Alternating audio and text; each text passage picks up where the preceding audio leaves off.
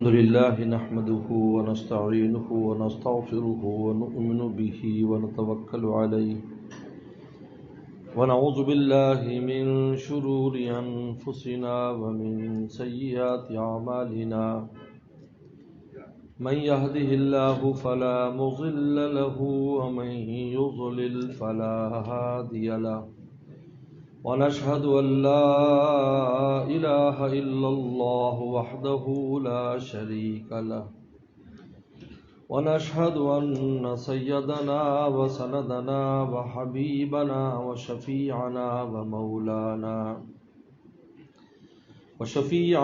ومولانا محمدا عبده ورسوله صلى الله تعالى عليه وعلى آله وأصحابه وبارك وسلم أما بعد فأعوذ بالله من الشيطان الرجيم بسم الله الرحمن الرحيم إنا أنزلناه في ليلة القدر وما أدراك ما ليلة القدر ليلة القدر خير من 1000 شهر وقال النبي صلى الله عليه وسلم من صام رمضان إيمانا واحتسابا غفر له ما تقدم من ذنبه ومن قام رمضان إيمانا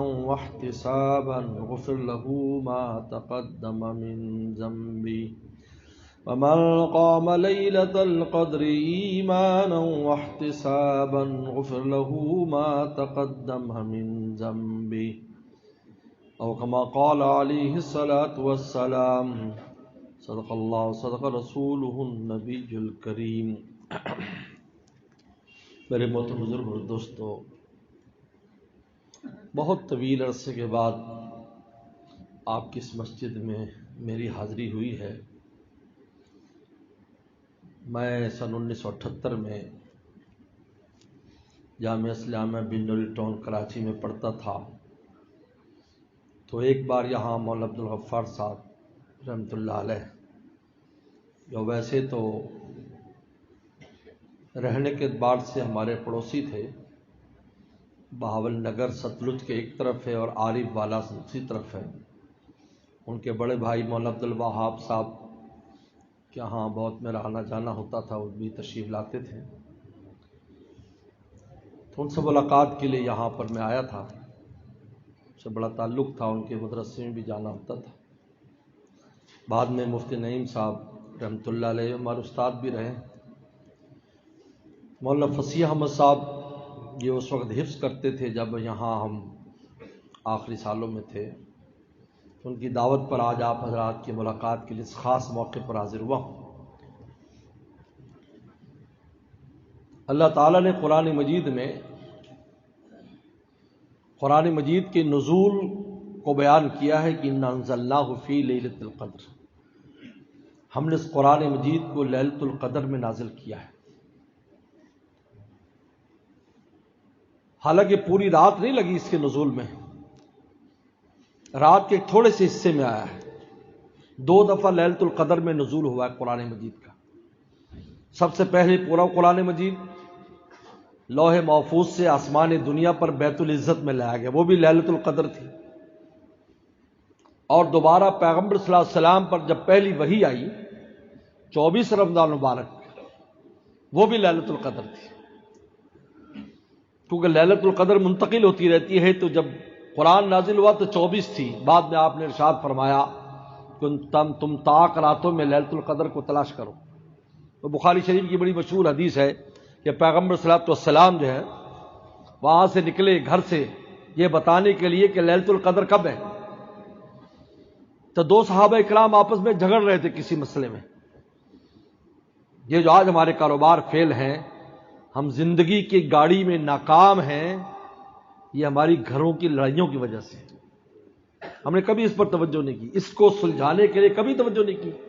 کیا میاں بیوی، اولاد، بہن بھائی ہمارے جھگڑے ختم ہو جائیں؟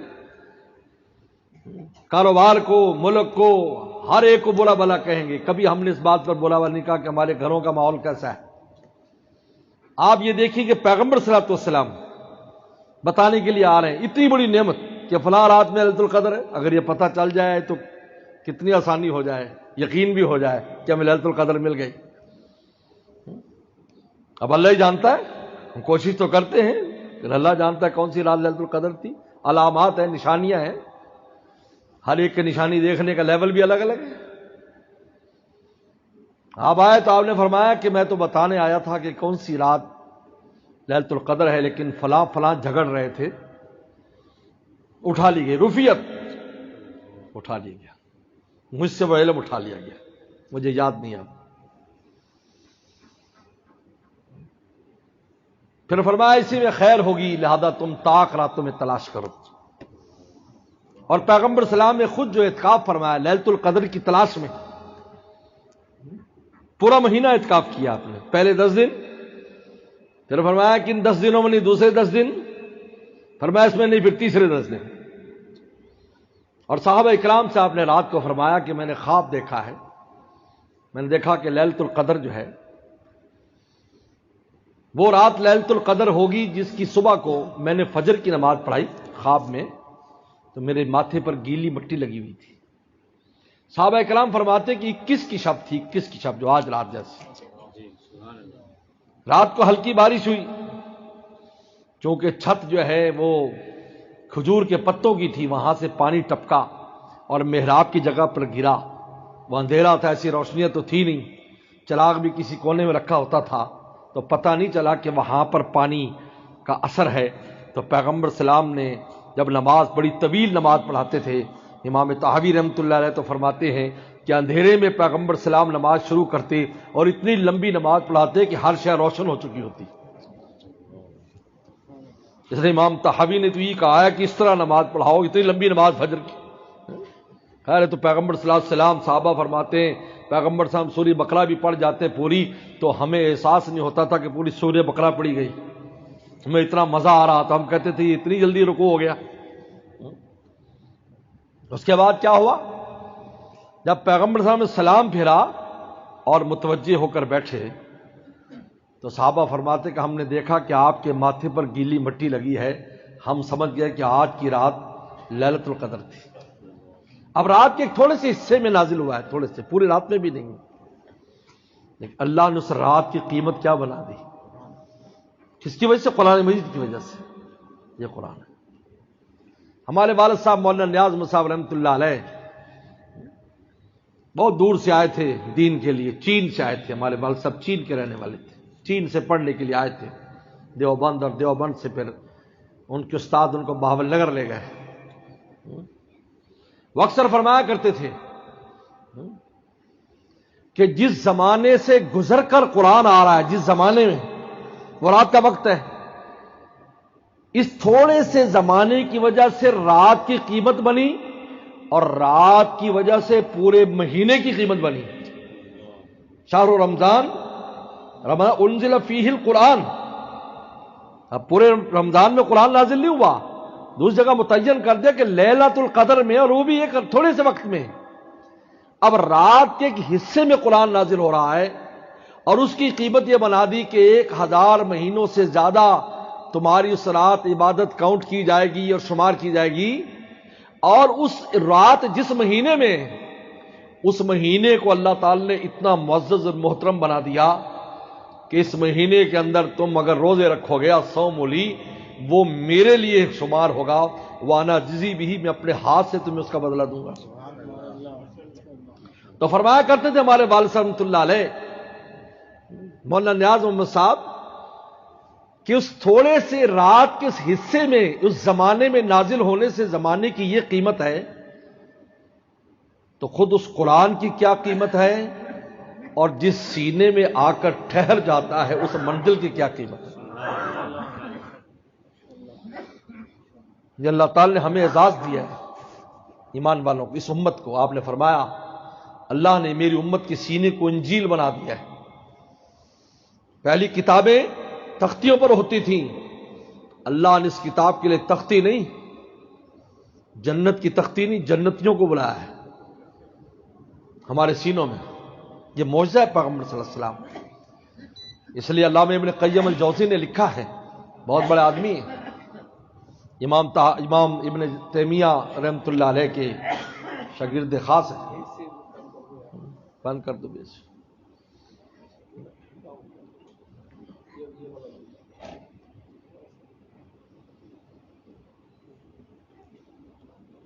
فرماتے ہیں کہ قیامت تک آنے والے علماء اور حفاظ اور قراء یہ پیغمبر السلام کا معجزہ ہے. اس لیے کہ اگر یہ معجزہ نہ ہوتا تو قرآن اتنی آسانی سے نہ سینے میں جمع ہوتا ہے اور نہ پڑھا جاتا ہے نہ سنا جاتا ہے. یاد رکھیے سینے میں جمع نہیں ہو سکتا اتنی آسانی سے. اللہ تعالیٰ فرماتے لو انزلنا ھذا القرآن، آج جب ہم پہاڑ پر نازل کر دیں تو وہ ریزہ ریزہ ہو جائے. تو انسان کیا ہے؟ خلق الانسان ضعیفا. انسان تو بہت کمزور ہے. اتنا کمزور انسان اتنے بڑے قرآن مجید کا بوجھ کیسے اٹھا رہا ہے؟ یہ معجزہ ہے، اللہ تعالیٰ کی مدد خاص ہے. یہ قرآن کا معجزہ ہے، رسول اللہ کا معجزہ ہے. اور پھر زبان سے ادا بھی کر رہا ہے، پڑھ بھی رہا ہے اور سنا بھی رہا ہے. اس لیے پیغمبر السلام کو پہلا فریضہ یہ دیا کہ اگر طبیعت خراب باہر بیٹھا دے، دوست کو ساتھی کو باہر بیٹھا دے اگر یہاں سردی لگ رہی. پیغمبر السلام کو پہلا فریضہ کیا بتایا؟ یتلو علیم آیاتی، یتلو علیہ آیاتی، کہ آپ ان آیات کی تلاوت کر کے سنائیں. تلاوت، یتلو علیم آیات، تلاوت کر کے سنائیں. یعنی یہ تلاوت آیات جو ہے کہ کوئی معمولی فریضہ نہیں ہے. یتلو علیم آیات، آپ تلاوت کر کے سنائیں، ان کو زبان سے پڑھ کے سنائیں.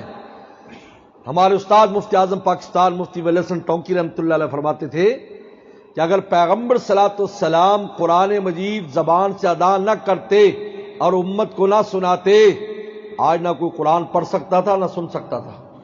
یہ اللہ کی وحی ہے، یہ الفاظ عام الفاظ نہیں ہیں.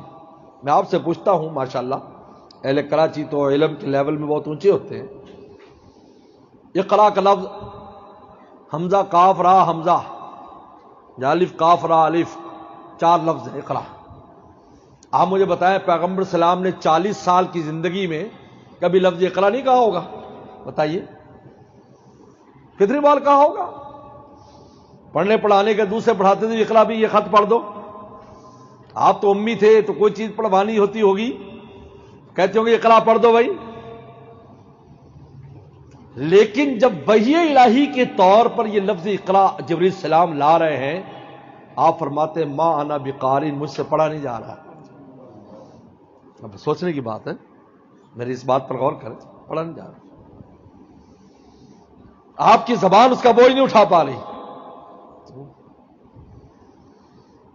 جبریل صلی اللہ علیہ وسلم نے آپ کو سینے سے لگایا.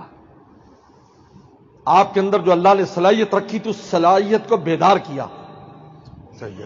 آپ پہ صلاحیت تھی. قرآن خود کہتا ہے کہ اللہ تعالیٰ نے یکاد زیتھا یضیء ولو لم تمسسہ نار، اس کو بیدار کیا. پھر فرمایا اقرا، فرمایا ما انا بقاری، میں نہیں پڑھ سکتا. پھر تیسری بار دبایا نہیں، ویسے گلے سے لگایا محبت سے، للمؤانست، فرمایا اقرا. اب آپ پڑھ رہے ہیں، آپ اس سے سوچ سکتے ہیں کہ وحی الہی کا پڑھنا جو اتنا آسان نہیں ہے جتنا کر دیا. وَلَقَدْ يَسَّرْنَا الْقُرْآنَ لِلذِّكْرِ، اللہ فرماتے ہیں ہم نے آسان کر دیا اس قرآن کو. ہم نے آسان، وَلَقَدْ يَسَّرْنَا، ہم نے آسان کیا. آسان نہیں ہے. اگر آسان ہوتا تو پھر کوئی مشکل ہی نہیں تھی. ہم نہ کہتے پہاڑ پر نازل کر دیتا ریزہ ہو جاتا، ایک ہی دن میں پیغمبر صلی اللہ علیہ وسلم پر قرآن نازل ہو جاتا. نہیں، فرمایا کہ وَلَقَدْ يَسَّرْنَا، ہم نے آسان کیا. آسان نہیں ہے. اس لیے ہمارے استاد فرماتے تھے مفتی ولی حسن ٹونکی رحمۃ اللہ علیہ کہ اگر پیغمبر صلی اللہ علیہ وسلم اس کی تلاوت نہ کرتے، امت کو نہ سناتے، آج یہ ہم نہیں پڑھ سکتے تھے، ہمارے بس میں نہیں تھا. کیونکہ اللہ کی وحی ہے، یہ الفاظ اللہ تعالیٰ کے ہیں. چاہے وہ الفاظ عربی کے الفاظ ہیں، چاہے وہ ان الفاظ کو پہلے کوئی استعمال کرتا ہو، لیکن جب وحی بن کر آتے ہیں اس لفظ کے اندر جو طاقت، جو بوجھ ہوتا ہے، حدیث شریف میں آتا ہے کہ اونٹ کے اوپر ہوتے قرآن نازل ہوتا، اونٹ زمین پر بیٹھ جایا کرتا تھا.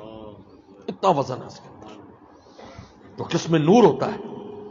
اور اللہ کے نور میں اور دنیا کے نور میں فرق یہی ہے. عجیب بات ہے. یہ دیکھو یہ نور ہے، یہ نور ہے جو روشنی ہے، یہ نور ہے. تو میں آپ سے پوچھتا ہوں کہ آپ پر اس روشنی کا کوئی بوجھ ہے؟ اللہ کے نور کا یہی ہے کہ اللہ کے نور میں وزن بھی ہوتا ہے، روشنی بھی ہوتی ہے. اس لیے کوہ طور کے اوپر جب اللہ کی تجلی آئی تو کیا ہوا؟ کوہ طور پر جب تجلی الہی تو کیا ہوا؟ ریزہ ریزہ ہو گیا، حالانکہ نور تھا، لیکن اس کے بوجھ کی وجہ سے. تو اللہ تعالیٰ کی یہ جو الفاظ قرآنی ہیں ان میں اللہ نے ایک بوجھ رکھا ہے. اس نے اس پڑھنے کو پیغمبر سلام کا فریضہ قرار دیا کہ سب سے پہلے آپ ان کو پڑھ کے سنائیں. جب آپ کی زبان مبارک سے یہ نکلے گا، ادا ہوگا، تو امت بھی آپ سے سیکھ پائے گی اور آگے پڑھ پائے گی. اور یہ اللہ تعالیٰ نے ہمیں رمضان کے اس لیلۃ القدر میں قرآن نازل کر کے ہمیں رمضان میں اس کی یہ عبادت دے دی. اور ایک عجیب بات ہے کہ قرآن مجید کا فرشتوں کے ساتھ بڑا خاص تعلق ہے، کیونکہ جبریل صلی السلام قرآن مجید لے کر آتے تھے، سب سے بڑے فرشتے ہیں، اور ایک ایک لفظ کے نزول کے وقت 70 ہزار فرشتہ ساتھ ہوتا تھا. یہی وجہ ہے کہ لیلۃ القدر میں جو اترنے والے فرشتوں کی تعداد بھی 70,000 رکھی ہے، اور ان کے بڑے بھی جبریل السلام ہیں، کیونکہ نزول قرآن کے اندر بھی یہ ہوتا تھا کہ جبریل السلام لے کر آتے تھے اور 70,000 فرشتے ہر آیت کے نزول میں، ہر سورت کے نزول میں، ہر حرف کے نزول میں ہوتے. تو جس رات میں نازل ہوا اس رات کی عبادت کے اندر بھی جبریل صلی اللہ علیہ وسلم اور 70,000 فرشتوں کی ڈیوٹی لگی. اب جاؤ زمین پہ جاؤ. فرشتوں کا خاص تعلق ہے. یہی وجہ ہے کہ دن کو روزہ دے دیا. مجدد الافسانی فرماتے کہ دن کو روزہ دے کر رات کو تراویح کیوں دی؟ دن کو فرشتے بن جاؤ تاکہ رات قرآن کے نور کو جذب کر سکو. دن کو فرشتہ بنایا. یہ فرشتہ یہی ہے نا، نہ کھاتے ہیں نہ پیتے ہیں نہ شہوت کا کام کرتے ہیں. تم دن کو فرشتے بن جاؤ. یہ دن کو روزہ، شہر رمضان الذی انزل فیہ القرآن فمن شہد منکم الشہر فلیصم. روزہ رکھو، فرشتے ہو جاؤ. اب رات کو جب ہمارا قرآن پڑھا جائے گا اور تم سنو گے تو تمہاری روح فرشتوں کی طرح ہوگی. جس طرح فرشتے نور کو جذب کرتے ہیں تم بھی اس کے انوارات کو جذب کرو. پورے قرآن مجید کے انوارات اگر ہمیں ملتے ہیں تو رمضان میں ملتے ہیں، خود پڑھنے میں بھی اور سننے میں بھی. چلو پڑھتا تو انسان پورے سال رہتا ہے، لیکن پورے سال سننا نہیں ملتا. امام صاحب بھی چند صورتیں پڑھائے، سنائیں گے آپ کو پورے سال میں. اور ویسے سنت بھی ہے. اگر امام صاحب کہیں جی میں فجر میں اور مغرب عشاء میں تھوڑا تھوڑا قرآن پڑھ کے پورے سال، جیسے بعض لوگوں نے کیا، لیکن وہ خلاف سنت ہے. سنت بھی آخری 2 جو سپارے ہیں انہی میں سے سنت ہے کہ پیغمبر صاحب یہاں سے یہاں تک پڑھا، یہاں سے یہاں تک پڑھا، یہاں سے یہاں تک پڑھا. ساری ترتیب حدیث میں موجود ہے. لیکن رمضان آتا ہے، پورا قرآن مجید ہمارے کانوں سے گزرتا ہے. میرے مرشد عارف باللہ شاہ حکیم اختر صاحب فرماتے تھے وہ الفاظ قرآن کے کیپسول کی طرح ہوتے ہیں جو ہمارے کانوں سے جا کر جب دل میں پھٹتے ہیں تو نور سے بھر جاتا ہے. یہ قیف ہیں، یہ کان قیف ہیں. اور میں مرشد ایک بڑی پیاری بات فرماتے تھے، 2 کان کیوں دیے؟ فرماتے فضول بات ہو تو ان کو اس رخ سیدھا کر دو، یہاں سے سنو یہاں سے نکال دو، کوئی ریئیکشن نہ کرو. ہمیں چھوٹی چھوٹی بات پر ریئیکشن شروع کر دو. اچھا اس نے یہ کہا، ابھی پوچھتا ہوں. پیغمبر السلام کو اللہ نے فرمایا، آپ علیہ السلام فرمایا،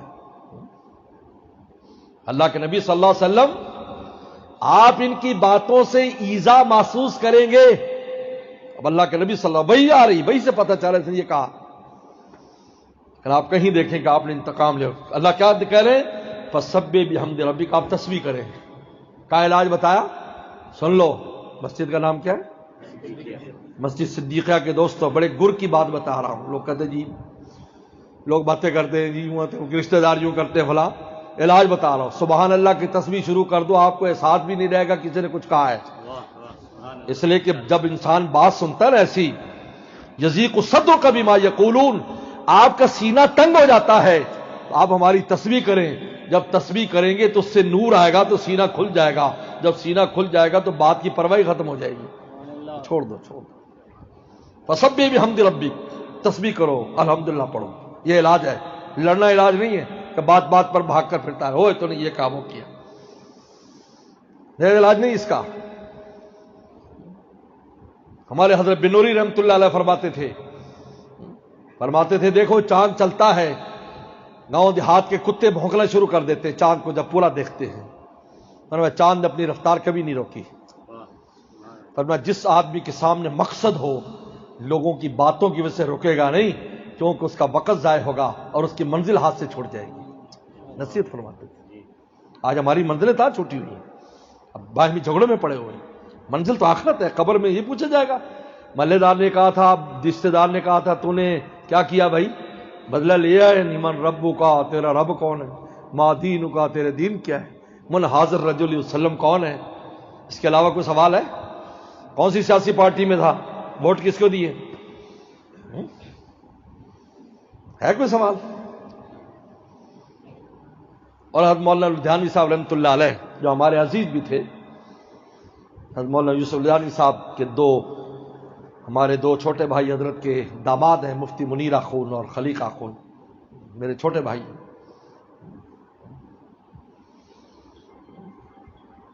کیا بات ہو رہی تھی؟ ہاں، کس موضوع پر بات رہے گی؟ خیر آ جائے گی، کوئی بات۔ میں عرض کر رہا تھا کہ انسان جس کے ساتھ اس لیے یہ لکھا ہے کہ حضرت خواجہ بہلول رحمۃ اللہ علیہ بہت بڑے اللہ والے ہیں، تو انہوں نے دیکھا کہ ایک آدمی جھگڑا کر رہا ہے، کسی سے جھگڑ رہا ہے، تو حضرت نے فرمایا اگر یہ آدمی اللہ کو پہچانتا تو اس کے پاس جھگڑے کا ٹائم نہیں ہے لوگوں کے ساتھ۔ تو حضرت فرمایا کرتے تھے حضرت لدھیانوی رحمۃ اللہ علیہ کہ مر ربو کا ما دینو کا من حاضر رجل کا جو جواب ہے وہ کون لوگ دیں گے؟ یہ سنو، بڑی کاپ کی بات ہے، فرمایا رٹا لگانے سے نہیں ہوگا، مر ربو کا رب کے سہارے جس نے زندگی بسر کری ہوگی خود ہی اس کی زبان پر نکل جائے گا ربی اللہ۔ جو غیروں کے سہارے پر زندہ رہے گا اس کی زبان سے نکلنے والا نہیں ہے، چاہے کتنا یاد کر کے چلا جائے۔ ما دینو کا تیرے دین کیا ہے، جس نے اسلام کے مطابق زندگی بسر کی ہوگی خود ہی زبان سے نکل جائے دین الاسلام، اور جس نے رسول اللہ صلی اللہ علیہ وسلم کی سنتوں کو زندہ کیا ہوگا اور آپ سے تعلق رکھا ہوگا خود ہی اس کی زبان سے نکل جائے گا یہ تو ہمارے نبی ہیں، ہمارے محبوب ہیں۔ یاد کرنے ضرورت نہیں، خود یاد ہو جائے گا، عمل خود انسان کی زبان پر جواب بن کر آئے گا اس کا۔ تو فرشتوں کا خاص تعلق اس مہینے میں، کیونکہ قرآن کا نزول کا مہینہ اور قرآن سے فرشتوں کا تعلق ہے، تو دن کو فرشتہ بنایا، رات کو قرآن سنایا، اور جب قرآن پڑھا جاتا ہے تو فرشتے آتے ہیں۔ حضرت مولانا قاسم نانوتوی رحمۃ اللہ علیہ بڑی خوبصورت بات فرماتے تھے، قاسم علوم والخیرات بانی دارالعلوم دیوبند، فرمایا کرتے تھے کہ دو کام ہمارے ایسے ہیں جس کے لیے فرشتے آتے ہیں، دو کام، ایک قرآن مجید کی تلاوت، ادھر آپ تلاوت شروع کریں گے ادھر فرشتے آنے لگ جائیں گے، تو قرآن کے ساتھ فرشتوں کا خاص تعلق ہے، اس لیے جہاں قرآن پڑھا جائے وہاں نہ جنات آتے نہ شیاطین آتے ہیں، اس لیے کہ فرشتے جب آئیں گے تو نہ شیاطین رک سکتے ہیں نہ جنات رک سکتے ہیں۔ آج لوگ وظیفے کرتے ہیں، بھائی تلاوت گھر میں شروع کر دو، جنات بھی بھاگ جائیں گے اور سارا کچھ ختم ہو جائے گا، کیونکہ فرشتے آنے لگ جائیں گے۔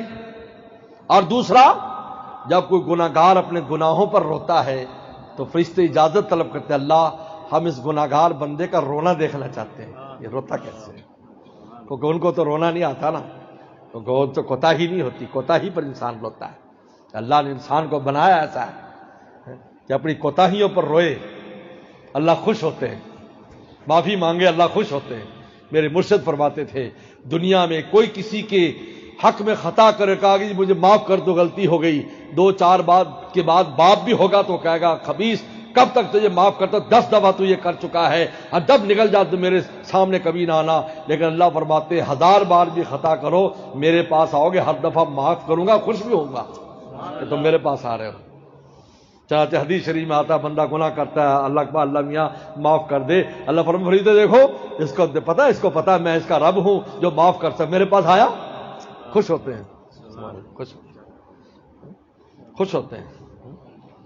اور فرمایا کہ اللہ کی ذات ایسی ہے جہاں جھوٹ موٹ کے آنسو بھی قیمتی ہیں، حالانکہ اگر جج صاحب کو پتہ چل جائے کہ یہ رونے والا مجھے فراڈ کر رہا ہے، وہ بہت چیخ چلا رہا ہے اور یہ بالکل ایسی 2 نمبر ہے، یہ ناٹک کر رہا ہے اور ایسا کوئی کام کر رہا ہے، یا بادشاہ پتہ چل جائے تو اس کو زیادہ سزا دے۔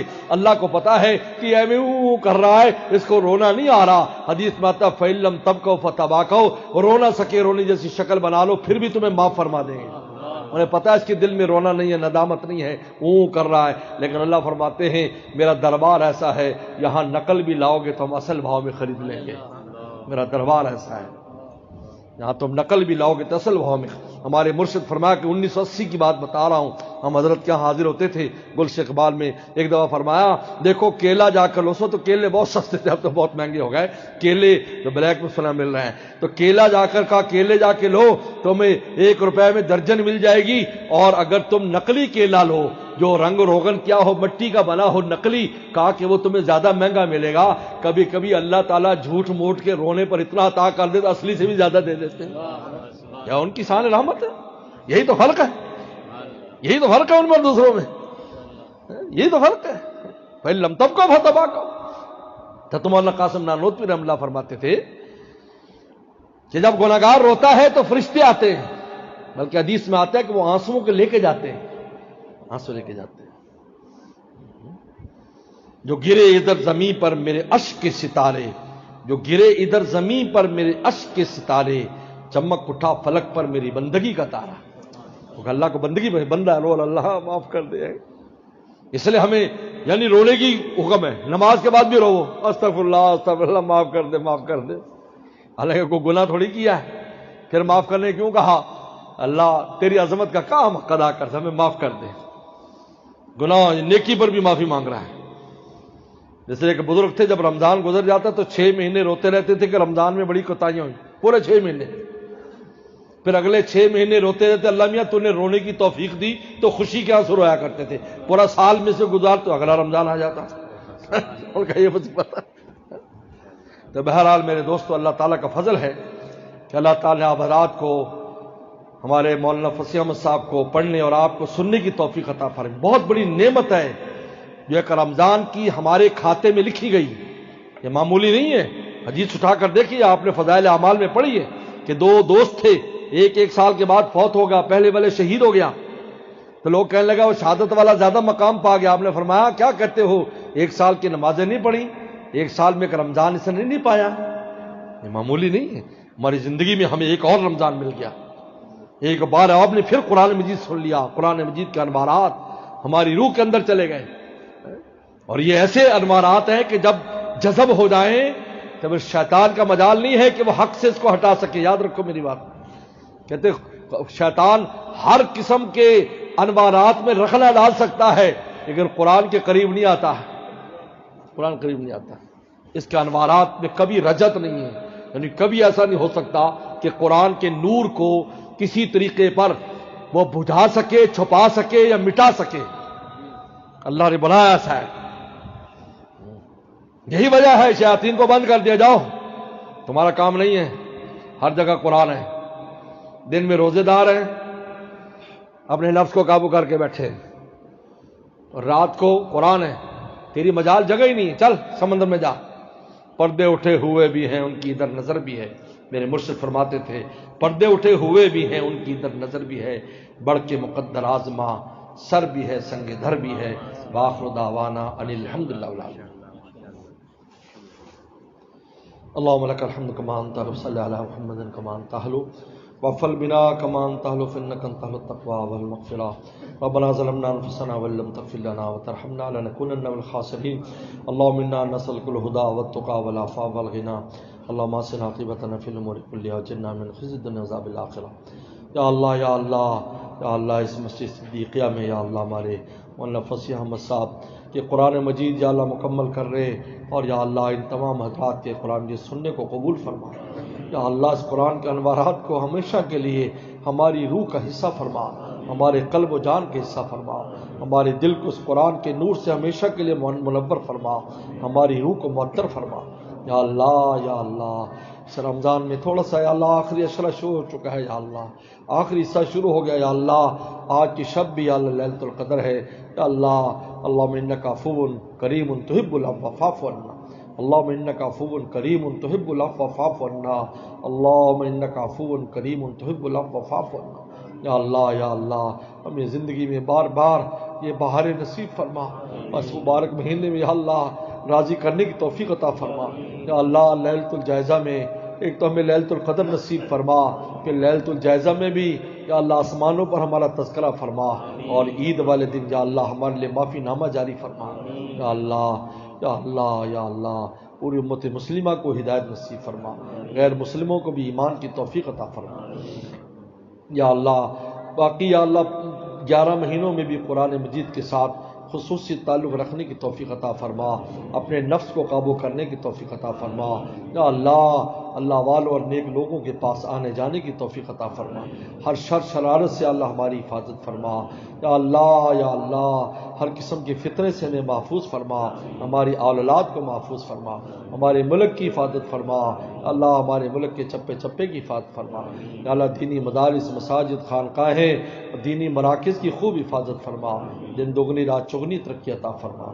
یا اللہ ہمارے تمام مرحومین مرحومات کی مغفرت فرما، امت مسلمہ مرحومہ کی مغفرت فرما، بیماروں کو شفا عطا فرما، بیماروں کو شفا عطا فرما، پریشان دوستوں کی پریشانی کو دور فرما، پریشان دوستوں کی پریشانی کو دور فرما۔